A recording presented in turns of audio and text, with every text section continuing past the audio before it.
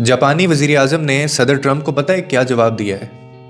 मैं कहता हूँ ना कि मकाफ़ात अमल होता है और एक फ़ेज़ आपकी ज़िंदगी का ऐसा आता है जब आपको वो काटना पड़ता है जो आपने बोया होता है। जापानी वज़ीर आज़म का सदर ट्रंप को दो टोक जवाब है। अब वो जवाब ज़रा सुन लीजिए।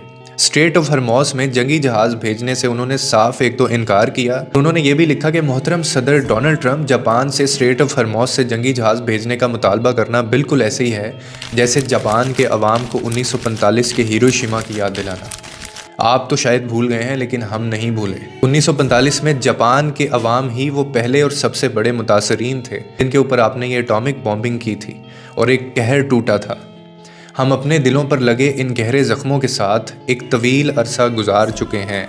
इसके बावजूद उसके असरात ख़त्म नहीं हुए। 8 दहाइयाँ गुजरने के बाद दुनिया आगे बढ़ चुकी है लेकिन हम आगे नहीं बढ़ पा रहे हैं।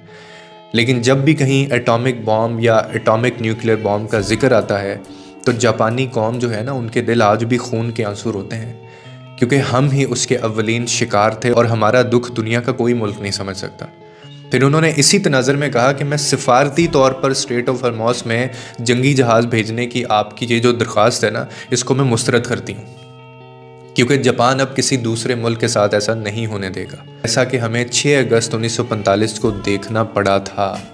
ये होता है मकाफ़ात अमल। अब आप देख लें, 8 दहाइयाँ गुजर चुकी हैं लेकिन 8 दहाइयों के बाद भी एक मुल्क को उसका जवाब मिल रहा है कि जो उसने ज़्यादती की थी, जो उसने कहर ढाया था लोगों के ऊपर।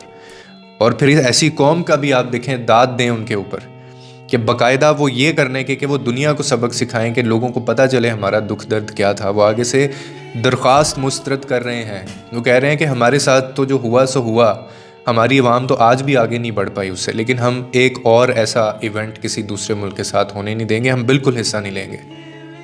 ये होता है मकाफ़ात अमल। अमेरिका ने कभी सोचा भी नहीं होगा कि उनको ऐसा जवाब।